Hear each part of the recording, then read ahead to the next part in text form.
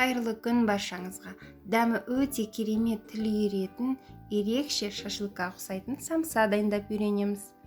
Ол үшін кеңірек ыдысқа 500 грамм ұнымызды електен өткізіп қосамыз. Оған 1 шай қасық тұз, 1 шай қасық қопсытқыш салып, бәрін жақсылап араластырамыз. 150 грамм бөлме температурасындағы сары майымызды салып, қолымызбен араластырамыз. Бәрін толық осылай жақсылап араластырып аламыз. 200 грамм қаймағымызды, яғни сметанамызды қосамыз. Және 1 жұмыртқамызды салып, қамыр илейміз.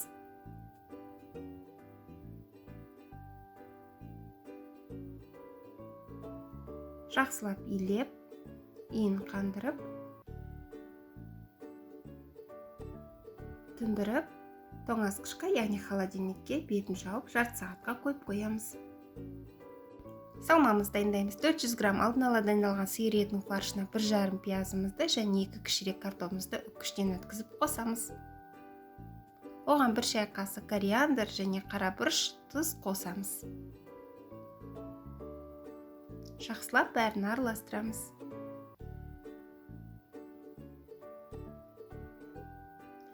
Тұнған нанымызды 2-ге бөліп, осылай қылып, дөңгелек қылып кесіп аламыз.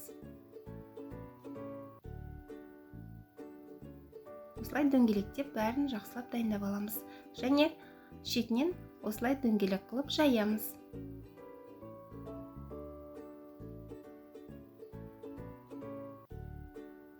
Әдемілеп осылай бәрін жұқалап жайып шығамыз.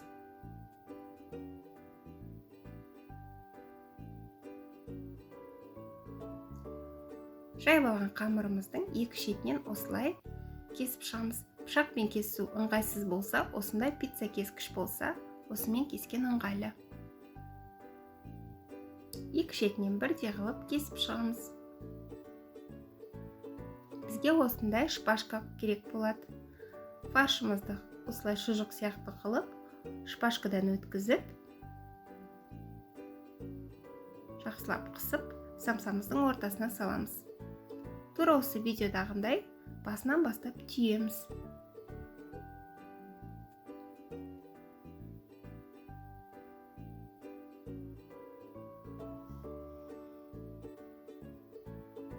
Ең астын осылай қайтарып алып, осылай түйіп шығамыз.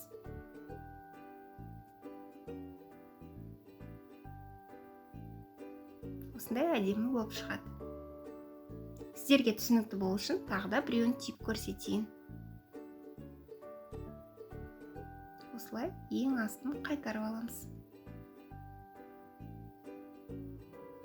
Осылай біріне бірін бастырып түйіп шығамыз.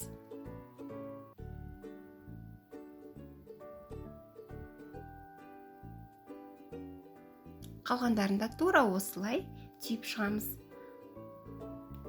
Мұнда 7 штук самса, негізі 14 самса шығады.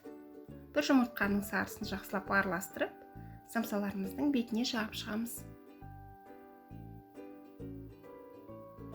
14 дана самса шықты. Мен бұл жерде тек жартысын ғана сіздерге көрсетіп отырмын. Қалағандарыңызша бетіне ақ немесе қара күнжіттен сеуіп шықсаңыздар болады. Мен осылай екеуінен де араластырып сеуіп шықтым.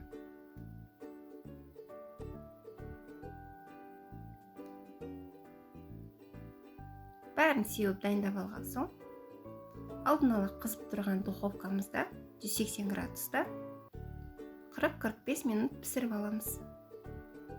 Өте әдемі, өте дәмді самсалар. Дайындап көруге кеңес берем. Мерекелік дастарханға өте әдемі сән береді. Осылай әдемі күймей пісіп шықты.